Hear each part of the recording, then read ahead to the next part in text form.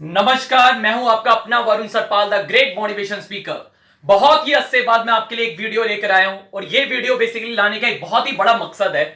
बहुत टाइम पहले, कुछ महीने पहले मेरी एक मुलाकात हुई और ये मुलाकात मेरी एक बहुत ही बड़े मिलेनियर बिलेनियर बंदे से हुई। The great great great motivation speaker the Sandeep Maheshwari जी।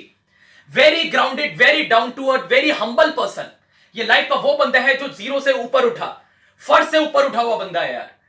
रूबरू मुलाकात हुई द ब्रेन स्ट्रॉमिंग सेशन के अंदर यार। I am so happy on the session.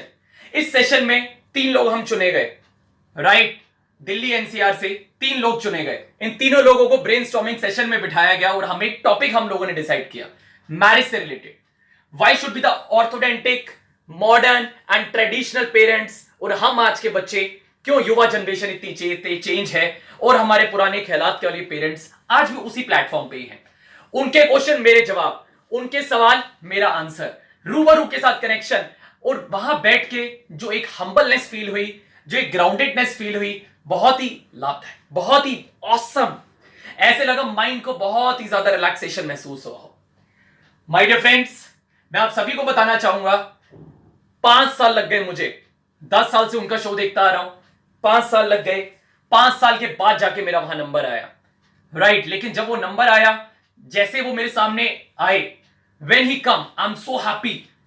Definitely यार, एक बार तो रूबरू बंदा हिल ही गया, राइट। लेकिन उसके बाद जब उनके साथ मुलाकात हुई, जब सवालों के जवाब निकले, तो बहुत ही ऑसम था मेरे लिए। कहते हैं ना, सबर का फल बड़ा मीठा होता है, राइट। हार कभी नहीं माननी चाहिए। Practice max the main perfect. कोशिश करते रहो यार, कोशिश करते रहो, अपने आप रिजल्ट निकलेगा। ये मेरा वादा है आपसे। और जो वहां जाके व्यू मैं आपको दिखाता हूं और जो सवाल वहां पे मेरे पूछे गए, देखिए जी।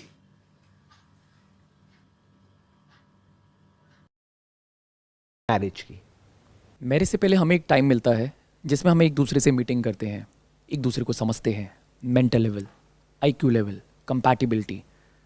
आफ्टर द मैरिज हम एक जॉइंट फैमिली से बिलोंग करते हैं।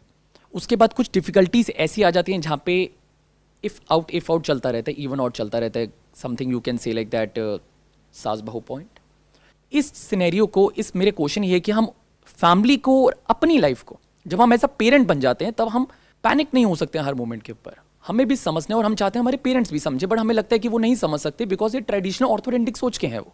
तो हम उस टॉपिक का क्या आंसर। वाइफ है, उसकी हस्बैंड से नहीं बनती, तो उसके लिए क्या है, बच्चे ही सब कुछ है। मेरा बेटा, और मान लो वो बेटा इकलौता है, तो उसकी जान कहां अटकी हुई है। जैसे कहानी सुनी थी ना बचपन में, एक तांत्रिक की जान तोते में अटकी होती है, तो इस मां की जान उस बच्चे में अटकी हुई है।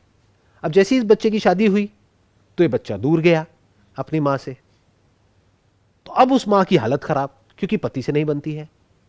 अगर इस पॉइंट पे इन दोनों का रिलेशन ठीक है, यानी हस्बैंड वाइफ का, मां बाप का, तो मां बाप कहेंगे हम जा रहे हैं वर्ल्ड टूर पे, या इंडिया टूर पे, या अपनी 4 धाम यात्रा पे, वॉट एवर इट इज, जो भी वो अफोर्ड कर सकते हैं, जितना भी, तुम अपना एंजॉय करो, जियो और जीने दो।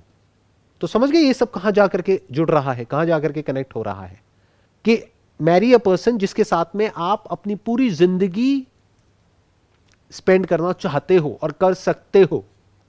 ऐसे नहीं कि जल्दीबाजी में किसी से भी शादी कर ली कुछ भी देख करके।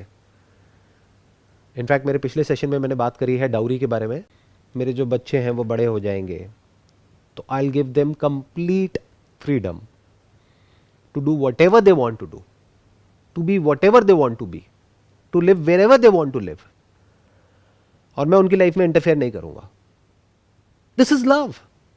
हम लव का मतलब ये समझते हैं कि ये मेरा बच्चा है, इस पे मैंने कब्जा कर लिया है। ये लव होता है क्या?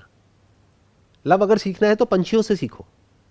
जब एक पंछी के अंडे में से उसका बच्चा निकलता है, तो वो उसको धक्का मारती है पेड़ के ऊपर से।